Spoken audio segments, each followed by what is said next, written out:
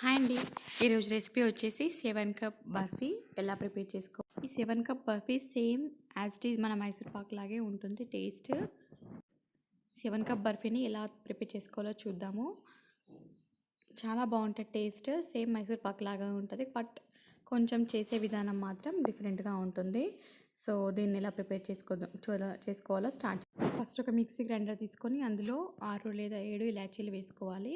ఇందులోనే మనం తరిగి పెట్టుకున్న కొబ్బరిని ఫస్ట్ ఇలా తురిమి పెట్టుకొని దీన్ని మిక్సీ పట్టుకోవాలి సన్నగా. చూసారా ఇలా. తర్వాత మిక్సీ పట్టుకొని దీన్ని పక్కన పెట్టుకోవాలి. మన కడాయిలో 1 కప్పు శనగపిండి, దీన్ని డ్రై రోస్ట్ చేసుకోవాలి నెయ్యి వేయకుండా. అలాగని దీన్ని బ్రౌన్ కలర్ వచ్చేలాగా వేయించకూడదు, నార్మల్గా కొంచెం పచ్చివాసన పోయే వరకు వేయించుకోవాలి. ఒక 5 to 10 minutes లో ఫ్లేమ్లో పెట్టి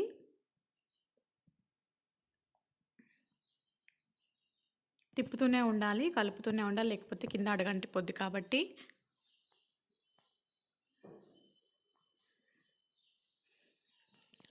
సో ఇలా వేయించాలి. ఇది వేగిపోయిన తర్వాత ఇప్పుడు 7 కప్ బర్ఫీ అంటే ఏంటంటే దీని క్వాంటిటీ అన్నీ మనం తీసుకునే ఇంగ్రీడియంట్స్ అన్నీ 1 కప్ ఈక్వల్ అనమాట. అందుకే 7 కప్ బర్ఫీ అని దీనికి నేము. ఫస్ట్ ఇక్కడ 1 కప్ మనము శనగపిండి తీసుకున్నాక అందులో 1 కప్పు నెయ్యిని నేను ఇక్కడ 3/4 కప్ వేసి 1/2 కప్పు ఆపాను. దాన్ని తర్వాత యూజ్ చేయాలి. సో ఇలా అది కలిపిన తర్వాత ఇందులోనే 1 కప్ పాలు, ఇంకొక కప్పు మనము మిక్సీ పట్టిన పచ్చి కొబ్బరి,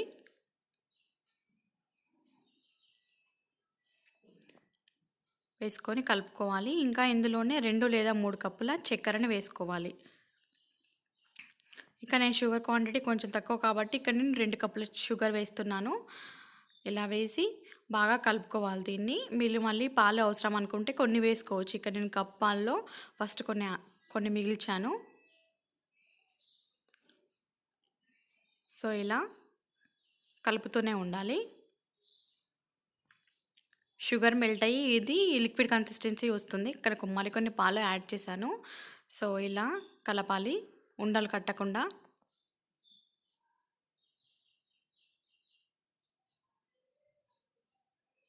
ఉండలు కట్టకుండా కలుపుతూనే ఉండాలి. దీన్ని ప్యాన్ నుండి సెపరేట్ అయ్యే వరకు దీన్ని ఇలాగే వేయించుకోవాలి.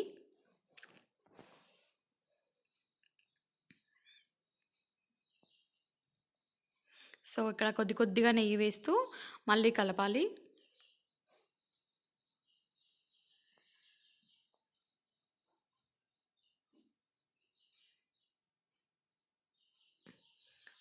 ఇలా 15 నుంచి 20 నిమిషాలు ఇలా కలుపుతూనే ఉండాలి. దీని కన్సిస్టెన్సీ చేంజ్ అవుతుంది, థిక్ కన్సిస్టెన్సీకి వస్తుంది. థిక్ కన్సిస్టెన్సీకి వచ్చిన తర్వాత దీన్ని ప్యాన్ నుండి సెపరేట్ అయ్యే వరకు ఇలాగే కలుపుతూ ఉండాలి. చూసారా, కొంచెంగా ప్యాన్ నుండి సెపరేట్ అవుతుంది, అంటే ప్యాన్ కత్తుకుపోకుండా ఉంటుందన్నమాట. సో ఇలా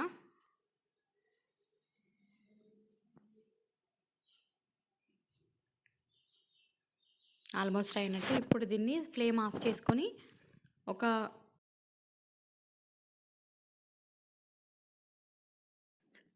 చేసుకొని దీన్ని నెయ్యి రాసి పెట్టుకున్న ప్లేట్లోకి ట్రాన్స్ఫర్ చేసుకోవాలి.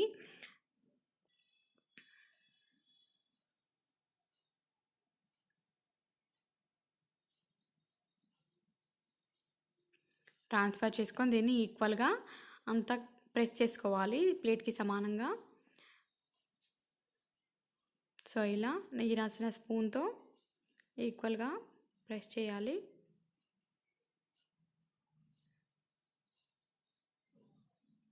సో దీన్ని ఒక 3 to 4 hours చల్లారనివ్వాలి. చల్లారిన తర్వాత మీకు ఇష్టం వచ్చిన షేప్లో కట్ చేసుకొని తీసుకుంటే సరిపోద్ది.